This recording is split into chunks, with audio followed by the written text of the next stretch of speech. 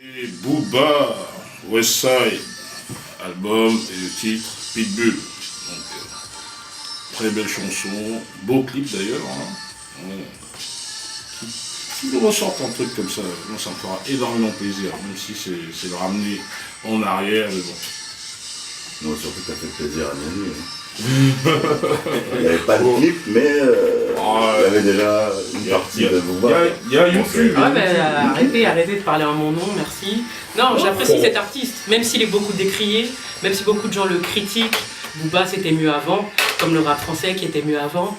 Bref, moi c'est un artiste que j'ai toujours aimé. Tout le temps le rap français. Oui, certes. Moi, Booba, en ce qui concerne Booba, en tout cas, c'est un artiste que j'ai toujours apprécié depuis les Lunatiques, parce que moi je l'ai connu à l'époque des Lunatiques, avec Ali, c'était déjà de la balle, celle de Crime Paix. Après, c'est vrai qu'il a fait son chemin en solo, il a évolué de façon surprenante, mais ce qu'on peut dire à propos de Booba, c'est qu'on sait tous qu'il sait bien écrire, qu'il a un talent d'écriture, il a une intelligence de style d'écriture dans ses textes, et c'est aussi c'est un bon businessman. C'est ce que j'allais dire aussi. Donc moi je le valide à 200%. Ah oui, non, j'en déplaise à ses détracteurs. Ça, il n'y a rien à dire, effectivement. J'apprécie son côté entrepreneur et homme d'affaires, il n'y a pas aucun problème. Au contraire, hein, je le booste, je demande même il peut même être un exemple pour certains, il n'y a pas de problème. Et parler au point de vue musicalité. Et j'ajouterais même qu'on a pu constater que physiquement, il avait doublé, voire triplé de volume au cours de sa carrière. Je Ça va avec les ventes. Hein, je pense que c'est aussi une des raisons qui attise les jalousies. Il a gonflé physiquement. Il a gonflé physiquement au même titre que son chiffre d'affaires. Voilà. Je demande un temps mort, on parle musique. Non, on parle pas de musique. Son physique.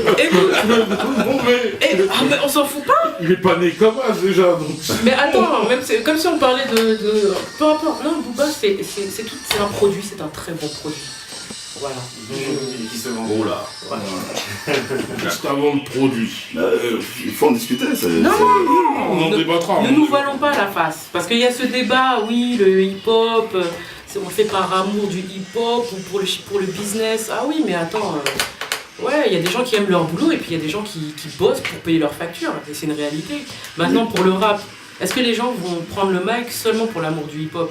À un moment donné, quand tu sors ton disque, t'aimerais bien qu'il soit vendu quand même. C'est pas que pour tes voisins et la famille. On est d'accord. Oui, c'est...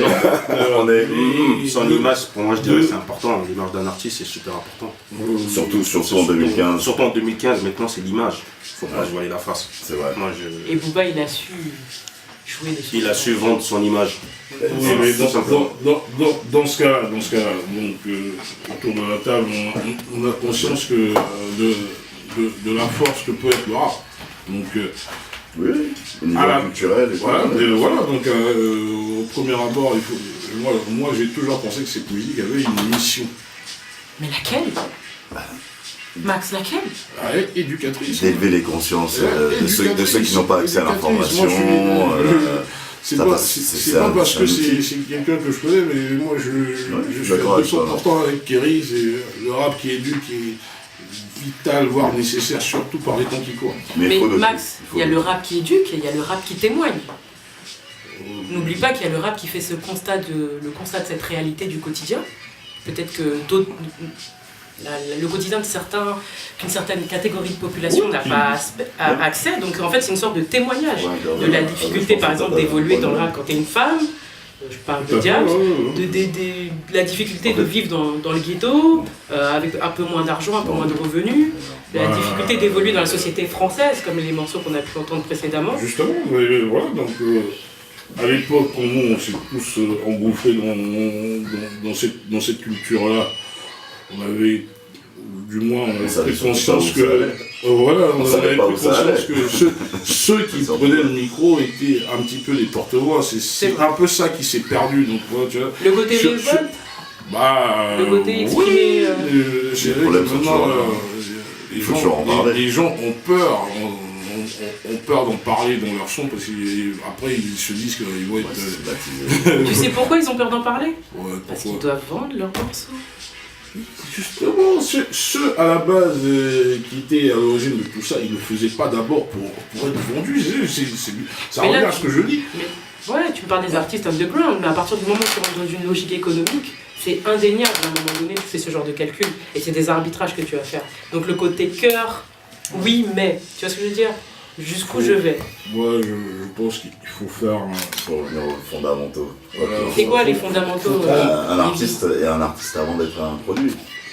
Après, il peut se transformer en produit parce que forcément, l'évolution du marché, du business te transforme. Mais quand tu commences à la base, tu penses pas produit.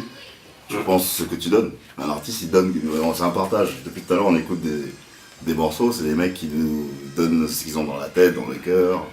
Donc en fait, un artiste, quand même, il a un socle. Voilà, donc il part de quelque chose. Booba, il est parti de quelque chose. Là, on parle d'un résultat. Hein.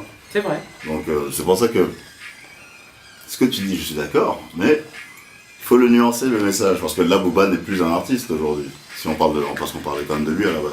D'accord. C'est plus un artiste, c'est un produit. C'est Tom qui l'a dit. Ah oui, Non, non. c'est un produit parce que moi je perds jamais de vue la logique économique. C'est des investissements. C'est une réalité. Tu sais, arriver à un certain stade, un clip vidéo ça a un coût, C'est une réalité. presser les disques ça a un coût, C'est une réalité. passer à la télé, la promotion, etc. Bien sûr, c'est des bien sûr. budgets. Mais derrière Vous ça, voyez la il Si en même temps, y a quand même. on peut faire passer un message. Moi je Bien connais sûr, pas. bien sûr. Moi je connais pas d'artiste lourd qui n'ait pas une logique économique dans sa façon de. Mais du moment où il est en maison de disque, Si. forcément il y a une logique économique. Ah, Mais voilà. ce que je veux Voilà. dire, c'est que tout ne se résume pas à que ça. À un moment donné, il y a le cœur, mais il y a aussi la raison et la logique économique. Ah, Bien c'est sûr. important, ça. Tout à fait. Mais c'est le grand écart que beaucoup d'artistes essaient de faire de nos jours. Et Mais Mais, ils sont directement des produits. pour moi, c'est même pas un grand écart. Et il n'y a pas de honte, hein.